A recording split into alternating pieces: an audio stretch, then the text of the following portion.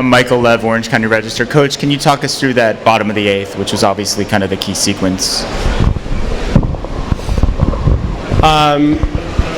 Well, we sent Toomey back out, and he was feeling good, and we had the lead, and we had just added on, and so we felt like if we're at a part of the lineup that he had done well against, and if he just continues to throw strikes, we can create more contact, maybe get some ground balls, and even looking forward, it helps out setting up, knowing that in order to win this thing, we have to win not only today, but then win 3 more games. And so after, I think it was Neskovic hit the double with 1 out, scored the first run. We thought bringing in Kriske, he's been doing a great job.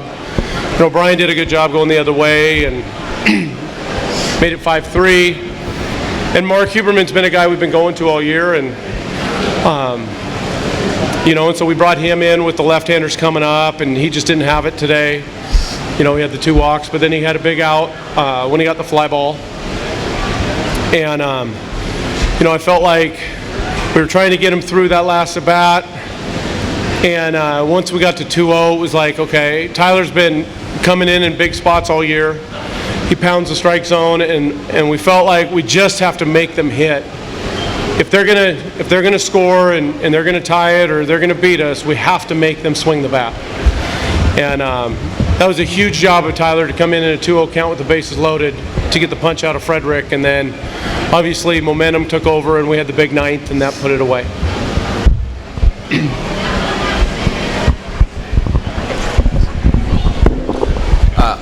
Max Meyer, Rivals. Garrett, you said yesterday that the team has done a really strong job bouncing back. So after Santa Barbara's rally in the 8th, did you think that the offense was going to bounce back the way it did in the top of the 9th? Yeah, I thought it was going to bounce back earlier in the game after our loss yesterday, and we didn't hit very well yesterday either. But we got the bats going a little bit early, scored some runs, and Toomey was able to shut their offense down, which was huge for us. To be able to score runs and then put up a 0 right after that's big. And then when we had kind of the mishap in the 8th inning, I came into the dugout fired up.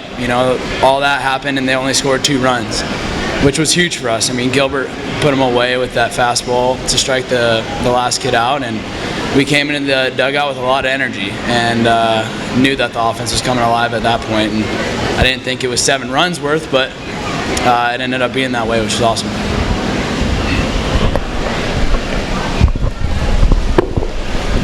Jordan Moore, USCTrojans.com. Garrett, as a senior, what was your mindset going into this one? Any words that you shared with the team, knowing that this could have been your last game if it doesn't go your way? Well, exactly like you said, this could be my last game ever in a Trojan uniform. But I try not to think about that kind of stuff. This team's really, really good, and I think we showed it at the end of the game here. And our pitching staff's really, really good, and we had a little bit of a hiccup there in the 8th. But as a senior, I've never been here before. We haven't been in the playoffs in 10 years, so it doesn't count my 4 years here. So I'm new to this too. So as a team, like I said, we're new to it. We try to learn from every game, and I think we learned from yesterday and came in today, pitched just like we did yesterday, but the offense came alive and we came out with the win.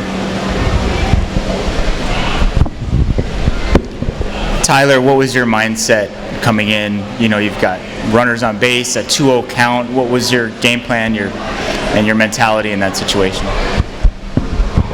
Well, coming in 2-0, bases loaded, 2 outs, I wasn't trying to do too much. I was really focused on just throwing the ball over the plate. Like my coach said, they got to hit their way on. So I just wasn't trying to do too much. I just wanted to get my ball over the plate. I knew if I walked him, it would have gone really south from there. So I just tried to get the ball over the plate and throw strikes, and fortunately it worked out in my favor. So I was very nervous. Yes, of course. Huge spot. Game's on the line. So I was very nervous, and I think that kind of helped me in a way, just to focus up and throw the ball over the plate. So. Tyler, did your experience in Santa Barbara help you at all against the Gauchos? Do you know any of their players? Do you know Billy Frederick at all? Tell me about that. Yeah, surprisingly, I don't know a whole lot of players on Santa Barbara. I know Patty O'Brien, he was my catcher last year at Santa Barbara City College, and I saw him on third base when I came in, and I kind of like winked at him a little bit. But I don't know too many guys on the team. But me and Patty have a good relationship, so he was my catcher last year, and yeah, it was cool being him. I was stoked.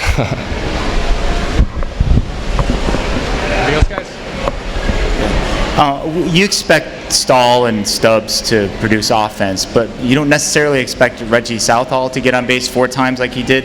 What impact did that have in sort of turning over the lineup and putting guys on base for your big hitters?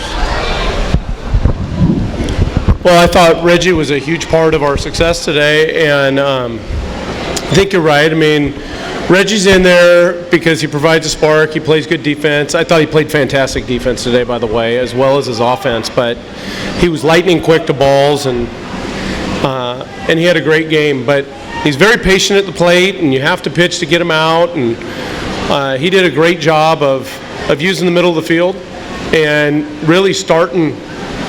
I think he started the 9th, right? And he started a couple other rallies we had, and scored on that double in the corner. And I think that, when he stays low with his contact, and he's tough to get out, because he can run, he can do a lot of things, he can bunt.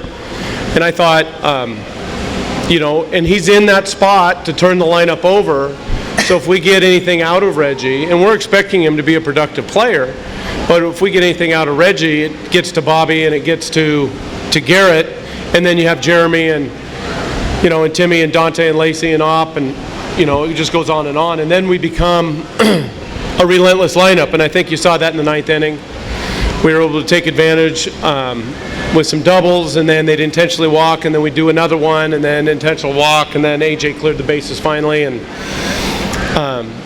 it's been a resilient team, and I said it yesterday. I expected our guys to be able to come out today and do it, because we've been doing that all year long. When we lost on Friday last week, we won Saturday, we won Sunday against Arizona State. When we lost on Friday against UCLA, Toomey came up and came with a huge outing, and we shut out UCLA. When we lost on Friday against Washington, we came back and won the next 2. When we lost at Cal Poly on Friday, we came back and won the next 2. So it doesn't surprise me that we do this. I'm really proud of the kids for how hard they're working. And I thought this was a collective effort. When you look up and down the lineup, everybody had a part in what we did today. And, and I think you can't say enough about how much Toomey battled. And, this is a really, really good Santa Barbara team. And we've faced them 3 times now this year, and they've given us everything and more that we've wanted. We lost 2-1 up there. We lost 3-2 at home, or the other way around, 3-2 up there, 2-1 at home. And, I think they were at the top of the league in hitting. They were at the top of the league in defense. They were at the top of the league in pitching. So for us to do what we did today was pretty exciting.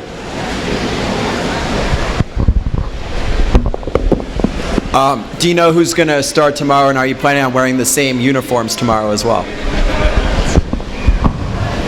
We're definitely wearing the same uniforms tomorrow, and Mitch Hart will start the morning game, or the first game, and then if we get through that, it's all hands on deck. So we'll see what we got left after the first one and see where we're at. But, it's like I told our kids yesterday after the game.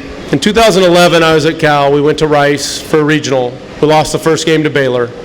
We came back, we beat Alcorn State after being down early. Then we came back the next day, we beat Rice. We beat Baylor that night, again with a kid who, for the first 3 games, said he couldn't throw because his arm was bugging him, and he threw a shutout. And then we won again by scoring 4 in the 9th to beat Baylor to go to the Super. So I know anything can happen. And I've been part of it. I've been around it. It takes everybody to do it. If we get all the way through this thing and get to it 3 more games, you're going to see people in there that haven't pitched in a while. And someone's going to have to come up with a big hit that maybe hasn't had to get a big hit. And someone's going to have to make a big play. And something's going to happen. And it's going to be, like I said, it's going to be all hands on deck. And so I think these guys, I know these guys are up for it. They've been doing it all year. So today was a big win.